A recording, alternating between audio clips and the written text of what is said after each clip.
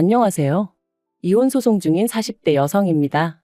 늦은 결혼이었던 만큼 누구보다 잘 살고 싶었는데 결국 이렇게 되었네요. 정말이지 이럴 줄 알았으면 역시나 결혼하지 말 걸 그랬어요. 원래도 그렇게 결혼을 하고 싶던 것도 아니었으니까요. 좋은 얘기가 아니라서 정말 가까운 사람들 아니면 모르는데 사실 제가 어렸을 때부터 친정 형편이 좋지가 않았습니다. 그런데 아버지가 3대 독자시다 보니 어머니 입장에서는 아들을 낳아야 했고, 그래서 없는 형편에도 계속해서 아이를 낳으시다 보니 제 밑으로 여동생만 셋이나 더 생겼죠. 결국 아들은 못 낳으셨고요.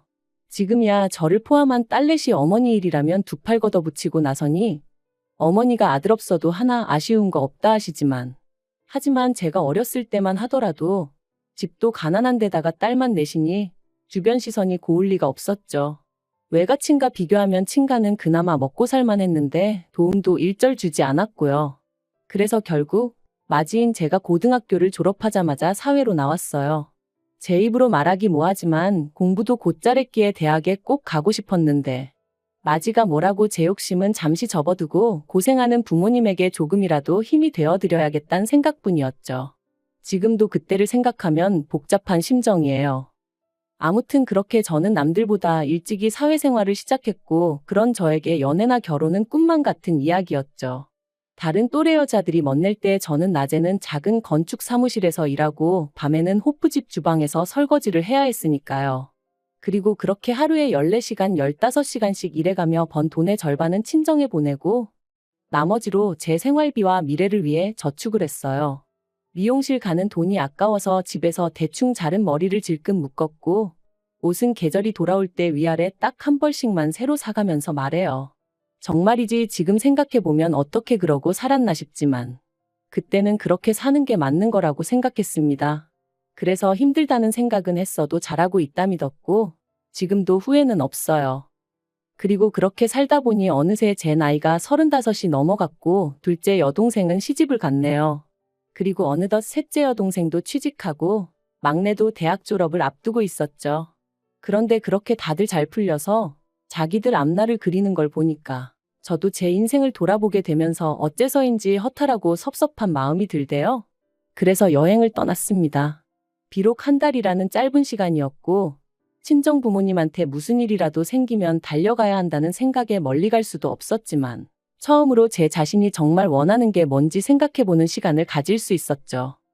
어려서부터 동생들을 챙기느라 부엌 출입이 잦았던 저는 요리하는 게 즐거웠어요. 누가 됐건 간에 제가 한 음식을 맛있게 먹어주면 거기서 큰 기쁨과 보람을 느꼈죠. 그래서 그때까지 모았던 1억을 탈탈 털어 식당을 차렸습니다. 그런데 그렇게 시작한 식당은 제 예상보다 훨씬 힘들고 고되더군요. 처음 몇 달 동안은 적자를 면치 못했는데 그러다 보니 아르바이트생은 언감생심 꿈도 꿀 수 없어서 저 혼자 식당에서 먹고 자기도 여러 번이었죠. 그리고 그럴 때마다 스스로 잘 다니던 회사는 왜 때려치고 이 고생을 하고 있을까 하고 얼마나 자책했는지 몰라요. 하지만 사람이 죽으라는 법은 없다고 그래도 포기하지 않고 1년 넘게 버텼더니 조금씩 사정이 나아지는 게 느껴졌어요. 그리고 또 몇 달이 지난 후에는 그래도 제 인건비는 가져갈 정도는 되었고요. 그리고 거기서 안주하지 않고 제 나름대로 이런저런 도전도 해보고 그랬더니 3년이 되기 전에 다른 동네에 매장도 하나 더 열게 되고 제가 제 사업 어떻게 키웠나 이야기하려고 지금 펜을 든 건 아니니까 이 이야기는 이쯤에서 줄이도록 하겠습니다만 아무튼 이후로는 이것저것 뗄거다 떼고 한 달에 못해도 1,000은 제 몫으로 돌아왔어요. 그리고 모든 게 어느 정도 안정을 찾았다 싶었을 무렵 식당 단골 손님의 소개로 남편을 만났습니다. 고졸인 저와는 달리 대한민국에서 몇 손가락 안에 드는 대학을 졸업했다는 저보다 한 살 많은 남자였지요. 듣기로는 공무원이 되기 전에는 아버지 사업을 도왔었다고 했고요. 그래서 저는 남편이 저한테 과분하다고 생각했어요. 하지만 어째서인지 남편은 제가 마음에 든다며 어찌나 적극적으로 다가오던지 처음엔 얼떨떨 하더라니까요. 아무튼 소개받고 한 달 만에 본격적으로 연애를 시작했습니다. 내 인생에 사랑이니 뭐니 그런 건 없을 줄 알았는데 마치 드라마의 여주인공이라던 된 것 같은 기분이었죠. 남편은 저는 처음부터 결혼을 전제로 교제했고 그래서인지 저희의 관계는 급속도로 빠르게 발전하였습니다. 사귄 지 반년이 넘어갔을 땐 이미 진지한 사이가 되어 있고요. 그런데 그렇게 관계가 진전되고 나서야 어이없게도 남편의 거짓말을 알게 되었어요. 일단 좋은 대학을 나왔다곤 하지만 그게 서울이 아닌 지방에 있는 분교 캠퍼스였다는 것과 도왔다는 아버님 사업은 실은 아버님이 운영하시는 떡집에서 자비를 거두는 수준이었다는 걸요. 비록 저는 대학 문턱조차 밟아본 적이 없었지만 그렇다고 해도 어째서인지 남편의 학벌 때문에 내내 주눅이 들어있던 제 자신을 생각하니 어이가 없었고 떡집을 사업이라고 포장한 것 또한 아무리 직업에 귀천이 없다지만 저뿐만 아니라 사람들이 오해하게끔 내버려뒀다는 점이 무척 실망스러웠네요. 하지만 이미 남편에게는 제 모든 것을 줘버린 상황이었기에 이별을 생각하진 못했습니다. 오히려 차라리 어떻게든 남편을 이해하려고 했지요. 그래야만 제 자신의 선택을 합리화할 수 있었으니까요. 이후로 저희는 반년을 더 만났고 이내 부부의 연을 맺었습니다. 상견례 자리에서 어머님 아버님이 우리가 도움을 받을 나이지 도움을 줄 나이냐 하시며 경제적 지원은 어렵다 하셨는데 그건 저희 친정부모님 사정도 마찬가지였으니 크게 개의치는 않았어요. 줄곧 남편이 전세 보증금 정도는 있다고 했고 저도 제 나름대로 모아둔 돈이 있었으니까 별 걱정이 없기도 했고요.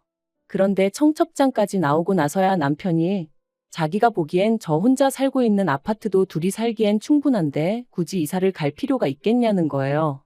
그러면서 자기 돈은 뒀다가 나중에 아이가 생기면 그때 꺼냈으면 되지 않겠냐는데 그땐 어째서인지 아주 틀린 말은 아니다 싶었습니다. 사실 결혼 준비한다고 해서 식당을 누구한테 따로 맡길 수도 없는 상황이었는데 이사까지 하려니까 여러 가지로 정신이 없었거든요.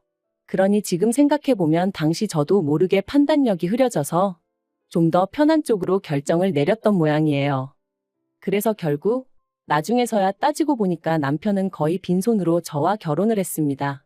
하지만 평생을 함께할 사람이라고 생각했기에 크게 신경 쓰지 않으려고 했어요. 처음부터 제가 남편에게 바란 건 남편 역할 잘해주고 아이가 생기거든 아빠 역할 잘해주고 그리고 제가 시댁에 하는 만큼 저희 친정의 마음을 써줬으면 하는 것뿐이었으니까요.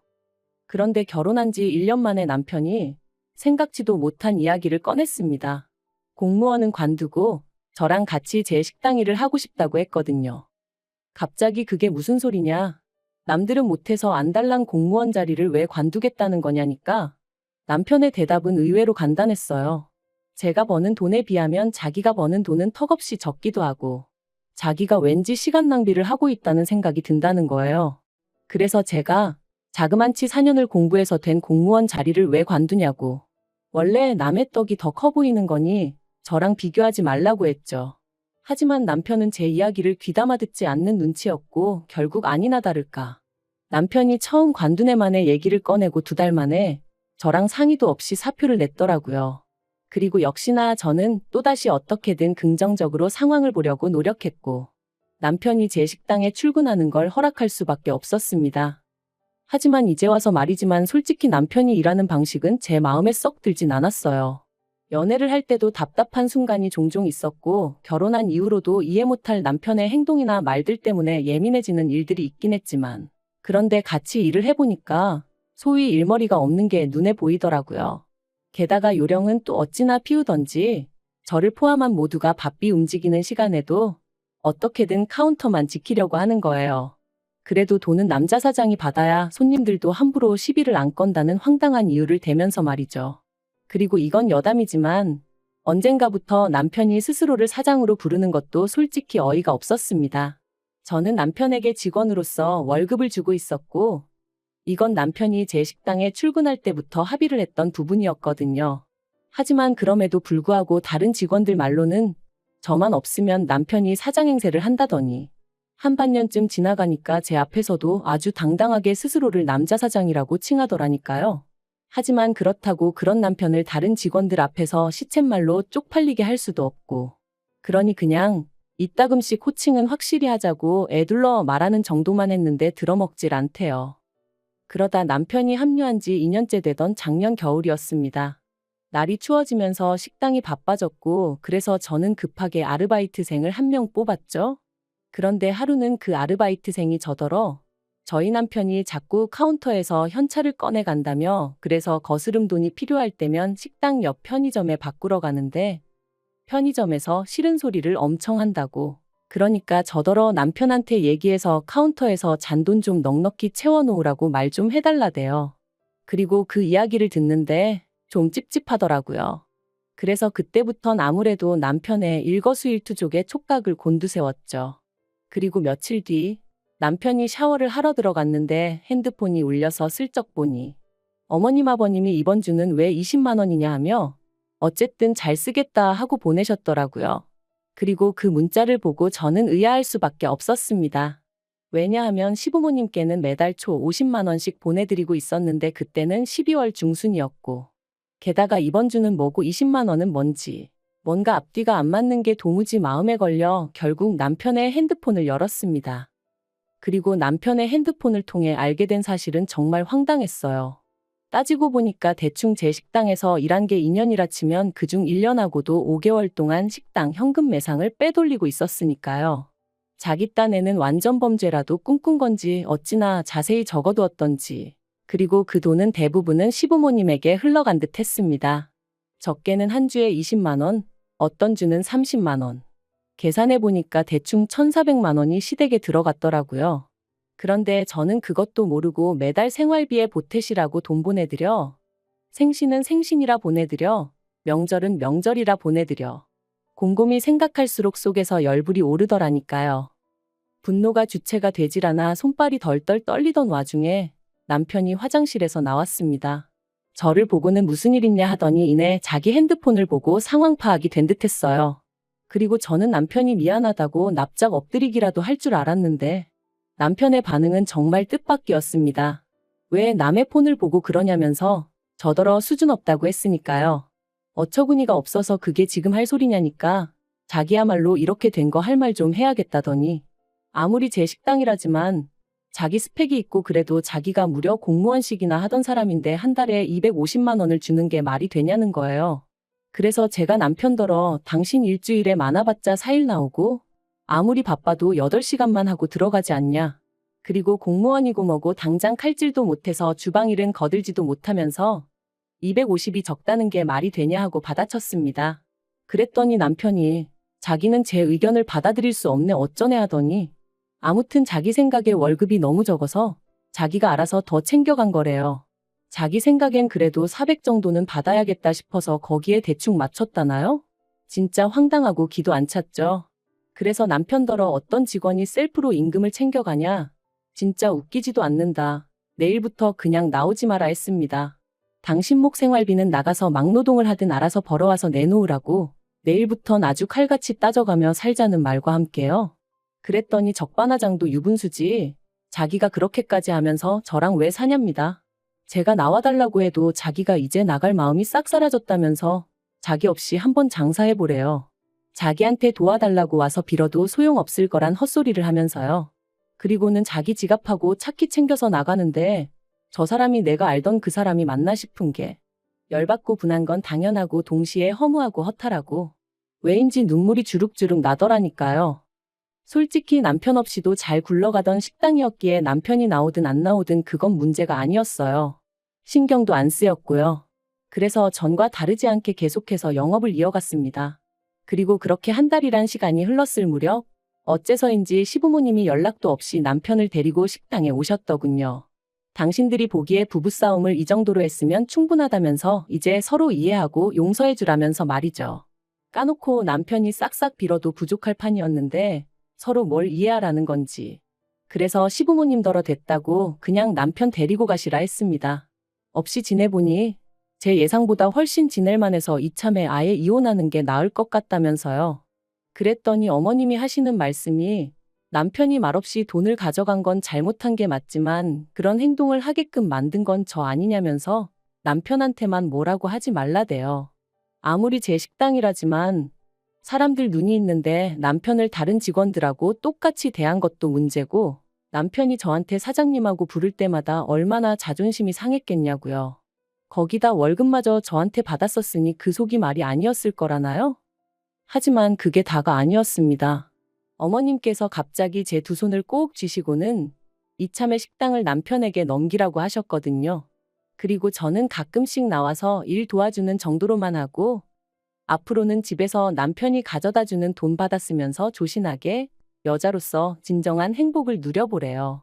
자고로 여자는 남자 그늘 아래 있을 때가 제일 편하고 행복한 법이라면서 제가 그걸 모르니 이렇게 부부간의 싸움이 날 수밖에 없는 거라고요. 그러니까 한마디로 제 식당을 남편에게 통째로 공짜로 넘겨라. 말도 안 되는 소리잖아요? 그래서 어머님더러 꿈 깨시라 했습니다.